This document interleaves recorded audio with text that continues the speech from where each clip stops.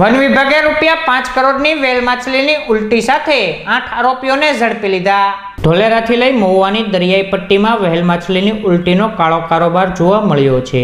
અગાઉ પણ પોલીસ અને વન વિભાગે આ કાળા કારોબાર સામે ગુનો નોંધ્યો છે। ત્યારે અગાઉ પણ પોલીસે 4 કરોડની વેલ માછલીની ઉલટીનો કેસ નોંધ્યો હતો, જેની તપાસ વન વિભાગને સોંપવામાં આવી હતી।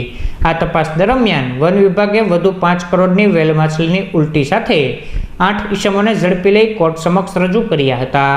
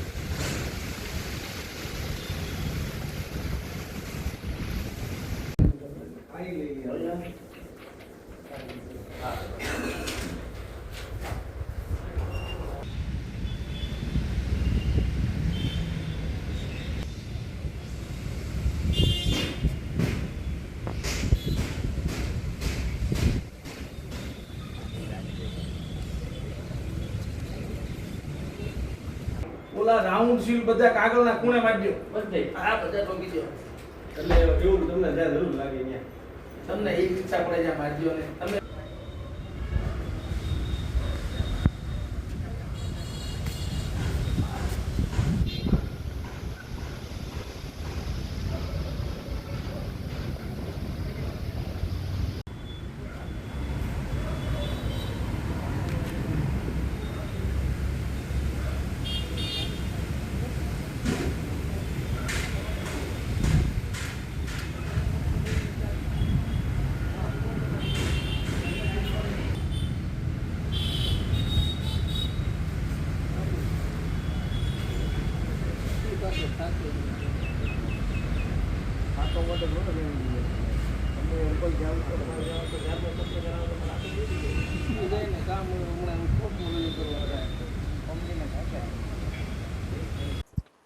મારું નામ બીજી Galani, range forest officer, Bhavnagar.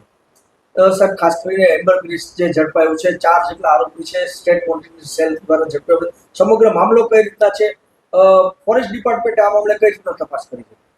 તારીખ 10/7/2026ના રાત્રિના સમયે પોલીસ કંટ્રોલમાંથી મેસેજ મળેલ કે એમ્બર ગ્રીસ જે વેલ માછલીની ઉલટી તરીકે ઓળખાય છે, જે સ્ટેટ મોનિટરિંગ સેલની ટીમ દ્વારા પકડવામાં આવેલ છે બાતમીના આધારે, અને તેની ઓળખ અને તેમજ FSL ટીમ બોલાવવામાં આવેલ અને ફોરેસ્ટ ઓફિસરને બોલાવવામાં આવેલ।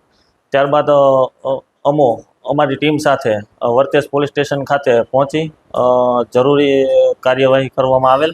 બાદમાં SMCની ટીમ દ્વારા વર્તેજ પોલીસ સ્ટેશનને આખો કેસ છે જે વેલ માછલીની ઉલટી વાઇલ્ડલાઇફ એક્ટ મુજબ જોગવાઈ થયેલી છે, તેથી તેની તપાસ ફોરેસ્ટ ઓફિસરને કરવાની રહેતી હોય, જેથી તેને વર્તેજ પોલીસ સ્ટેશનને તપાસ સોંપણી કરવામાં આવેલ। બાદ વર્તેજ પોલીસ સ્ટેશન દ્વારા રેન્જ ફોરેસ્ટ ઓફિસર ભાવનગરને તપાસ સોંપણી કરવામાં આવેલ।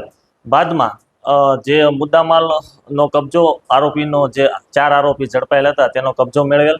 જે SMCની ટીમે જે મુદ્દામાલ પકડેલો હતો તે 4 કરોડ જે ઇન્ટરનેશનલ માર્કેટ વેલ્યુ છે જે આ સ્પમની જે ઉલટીની એમ્બરગ્રીસની એ 4,30 લાખ જેટલો મુદ્દામાલ ઝડપાયેલો હતો। બાદમાં ભાવનગર રેન્જ દ્વારા વન્ય પ્રાણી સંરક્ષણ અધિનિયમ 1972માં જે વેલ માછલીનું જે સ્પર્મ છે, જે ઉલટી છે, જે બેન છે, જે ટૂંકમાં ગેરકાયદેસર વેચાણ કરવું, તેનો કબજો રાખવો, જે સરકારી પ્રોપર્ટી છે તે બેન છે, એટલા માટે થઈ અને વન્ય પ્રાણી સંરક્ષણ અધિનિયમ મુજબ ગુનો નોંધવામાં આવેલ. બાદમાં જે આનું ઊંડાણ સુધી પગેરું મેળવવા આ વારંવાર જે ધોલેરાથી લઈ મહુવા સુધીની જે દરિયાઈ કોસ્ટલ પટ્ટીમાં વારંવાર આવા કેસ થાય છે, તો ક્યાંથી આવે છે, શું છે, તેનું પગેરું મેળવવા માટે ભાવનગરની ટીમ ઊંડાણપૂર્વક તપાસ કરતા બીજા 4 આરોપી ખડસલિયા ગામે તેમજ ભાવનગર સિટી વિસ્તારમાંથી પકડવામાં આવેલ છે. અને જે ખડસલિયા ગામના જે મૂળ આરોપી છે તેઓ પાસેથી બીજો 5 કરોડ 10 લાખનો મુદ્દામાલ પણ રિકવર કરવામાં આવેલ છે. સાહેબ, આની અંદર હજુ પણ વધારાના કોઈ આરોપી ઝડપાયેલ લાગે છે? શું મામલો શું? હાલ જે એસએમસીની ટીમ દ્વારા જે વેચાણ કરવાવાળા આરોપી પકડવામાં આવેલ હતા, ત્યારબાદ ભાવનગર વન વિભાગની ટીમ દ્વારા જે મૂળ સુધીના આરોપીઓ પકડવામાં આવેલ છે. તપાસ ચાલુ છે. સાહેબ, આજે એમ્બરગ્રીસ છે એ કેવા પ્રકારના ઉપયોગમાં લેવાતું હોય છે? મોટા ભાગે જે લક્ઝરિયસ પરફ્યુમર છે, જે વિવિધ ઇન્ટરનેશનલ માર્કેટમાં જે બહુ હાઈ લેવલના કન્ટ્રી છે એના માટે થઈને ઉપયોગ થાય છે.